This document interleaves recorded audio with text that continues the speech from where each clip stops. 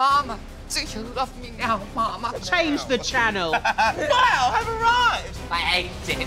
Hello, hello, hello, and welcome to Queerpiphany. Yes, today's guest is a powerhouse who's done everything from writing a best-selling book to starring in a Steps video. That's right, it's the author of the Transgender Issue, Shon Faye.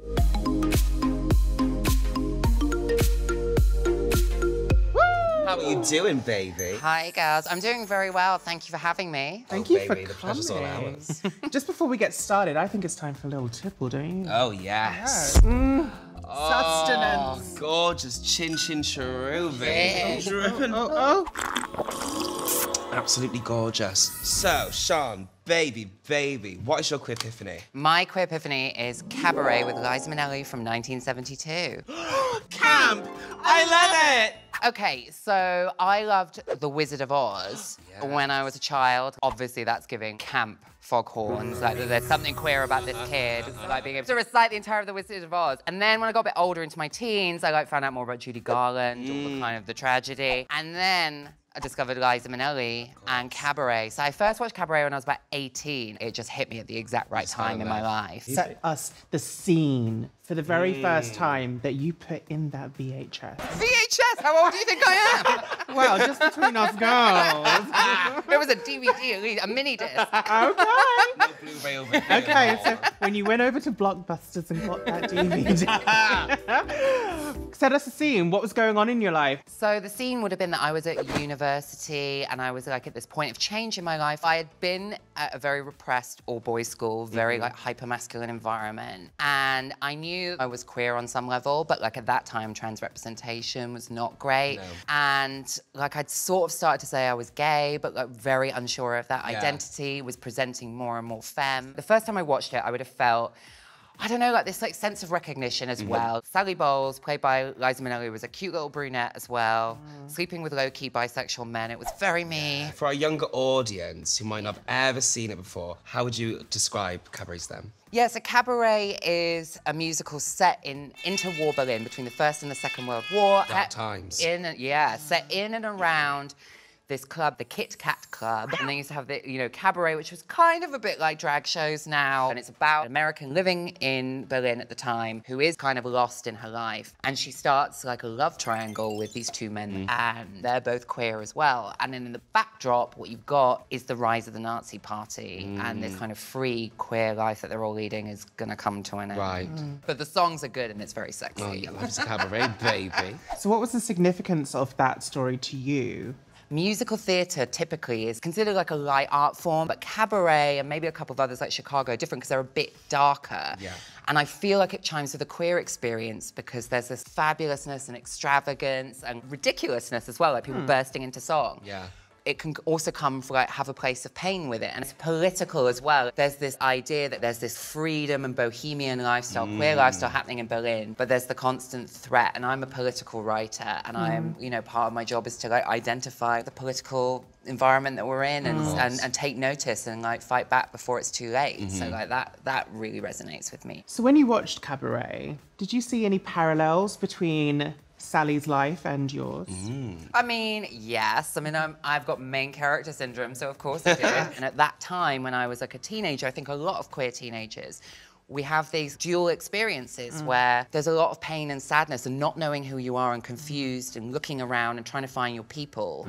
One of the key themes in it is about powering on throughout sadness and like faking it to making it, putting on a show, even when your life is falling apart. And that resonates a lot with me. Every day, including today, to be honest. Same. Did I say offended? Okay. Yeah, you're offended by anything. Change the channel. Chuck your TV out the window, you silly sausages. So, Shon, we want to throw you a party to celebrate your Queerpiphany, but we've got 30 seconds to plan it, and the taxi's outside. So if you're ready, steady, Freddy, Krueger, let's go! Venue. RVT in London. Dress code. Chic. Theme. Camp. Top guest. Donatella Versace. Who would perform? Tchaikovsky. Party anthem. I'm a Little Teapot. Drink. Champagne. Canapes. Salmon. Dip of choice. I hate dip. She knows what she does. What time would it start? 2 p.m. What time would it end? 2:15. Fabulous. Oh, That was Oh. good. She didn't even have to shout at you or nothing. Wow. I think it would be quite fun if we got a little Liza impression from you. Okay, well, like, my go-to, which you've stolen, is the whole Mama, do you love me now, Mama? We love it. You've got another one, haven't you? Wow, I've arrived! Honestly, this is how I should have been feeling my whole life! I just call her out sometimes and ask her to do that. Literally, I'm Puts punk me in Liza that mood. today for your nerve and pleasure.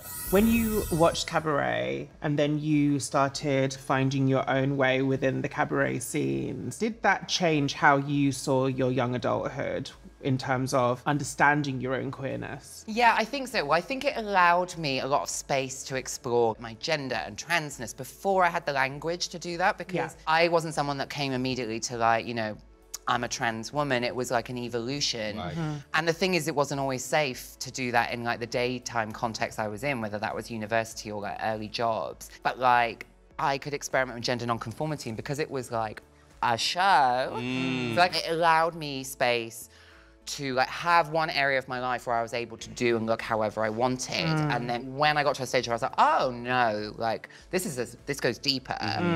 In some ways, it was a bit like I'd had a sort of dress rehearsal. It wasn't like I had to step outside Kind of the have first the time freedom looking to fair. like really figure it out where you want to go. Exactly. I'm really like, I always feel bad for the trans girls in particular who haven't really come up through like a cabaret or queer nightlife scene. Oh my God, I don't think I could have done it, especially because I left my job in fashion because I didn't know my rights.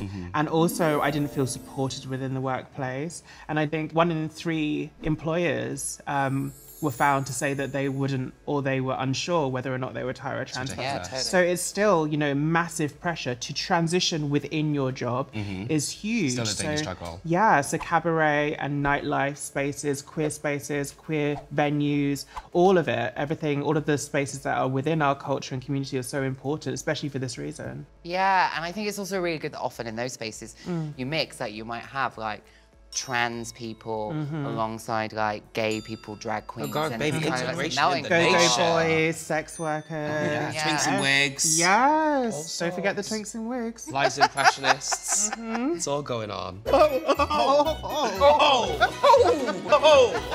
Right, Shon, time to gaze to our Queer Store Ball. What do you envision for the future of queer expression?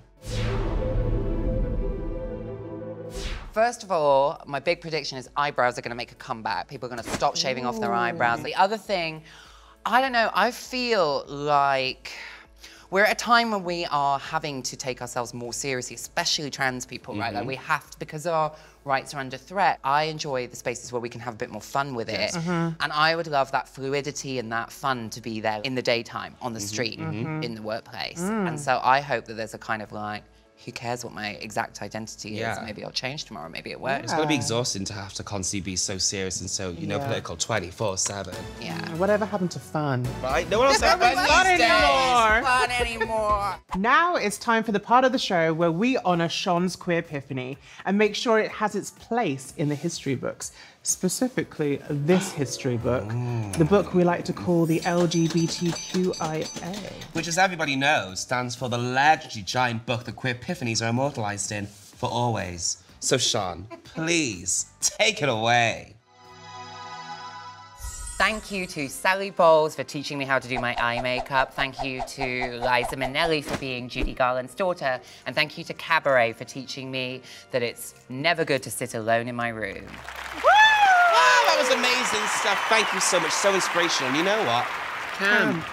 I like it. Oh, thank you for being here, Shon. It was absolutely gorgeous. It was wonderful to be here. Lovely to see you, darling. Now, if you've been affected by anything that we've spoken about, or you want more information, visit the links on your screen right now. And we will see you next time on Queerpiphany. Bye. Want to know the secret to being a total legend? Hit like and subscribe on all things MTV UK. Go on. Only the gorgiest of hands are doing it. Shh.